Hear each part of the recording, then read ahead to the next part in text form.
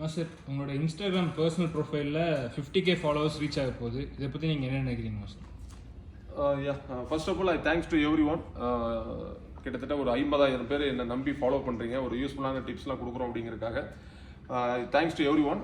அதாவது ஆதர்ஷ், உங்களுக்கு புரியுற மாதிரி சொல்லணும் அப்படின்னா, உங்களுக்கு நல்லா தெரியும், ஒரு 3 மாதத்துக்கு முன்னாடி கூட நம்மளுக்கு ஒரு 500, 600 இந்த ரேஞ்சில் தான் ஃபாலோவர்ஸ் இருந்தாங்க. ஸோ இது சடனாக இந்த 50K எப்படி வந்தது அப்படின்னா, அதாவது நான் ஆல்ரெடி சொல்லியிருக்கேன், இந்த மூங்கில் மரத்தோட கான்செப்ட் தான். அதாவது ஒரு மூங்கில் மரம் வளர்றது, அதோட சயின்ஸ் தெரியுமா? மூங்கில் மரம் எப்படி வளரும்னு. அதாவது ஃபர்ஸ்ட் 3 இயர்ஸ் மட்டும் மூங்கில் என்ன பண்ணுமாமா, தன்னோட அந்த வேரை வந்து பூமியில ரொம்ப ஆழமா கொண்டு போயிட்டு இருக்கும். அதாவது ஃபர்ஸ்ட் 3 இயர்ஸ் அது வந்து தன்னோட பேஸை ஸ்ட்ராங் பண்ணிட்டு இருக்கும், கீழே வளர்ந்துட்டு இருக்கும். வேரை ஸ்ட்ராங்கா பிடிச்சதுக்கு அப்புறம் தான் சடனா ஒரு மாசத்துல மேல ஏறுமாமா, கிட்டத்தட்ட ஒரு 90 அடிக்கு மேல வரும். ஏன்னா அந்த வேரை வந்து அதை ஆழத்துக்கு கொண்டு போனாதான் இந்த 90 அடிக்கு அதை வளர்றதுக்கு ஸ்ட்ராங்கஸ்டா தரையை பிடிச்சிட்டு நிற்க முடியும். ஸோ அதே கான்செப்ட் தான். அதாவது எனக்கு இப்போ நம்ம ஸ்டூடெண்ட்ஸே நிறைய பேர் சொல்லுவீங்க, இன்க்ளூடிங் யூ ஆல்சோ, மாஸ்டர் அதை பண்ணுங்க, இதை பண்ணுங்க, இப்படி பண்ணலாம், அப்படி பண்ணலான்னு பல பேர் பல ஐடியா கொடுப்பாங்க.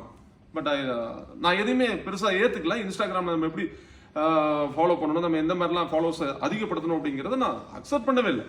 பிகாஸ் நீ என்ன வந்து கோயம்புத்தூர் போகிற ட்ரெயினில் ஏற சொன்னேன், இன்னொருத்தன் வந்து என்ன வந்து சென்னை போகிற ட்ரெயினில் ஏற சொன்னான், இன்னொருத்தன் திருப்பதி போகிற ட்ரெயினில் ஏற சொன்னான். இப்படி ஒருத்தன் ஒரு ட்ரெயினில் ஏற சொல்லுவோம். நம்ம போனோம்னா நாளைக்கு நம்மளுடைய டார்கெட் அப்படிங்கிறது நம்ம ரீச் பண்ணவே முடியாது.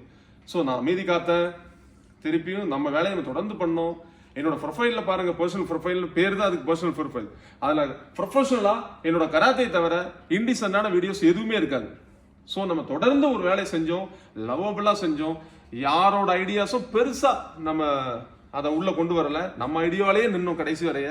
ஸோ இன்னைக்கு இந்த அளவுக்கு போறதுக்கு காரணம் கன்சிஸ்டன்சி அப்படிங்கிற ஒரு விஷயம்.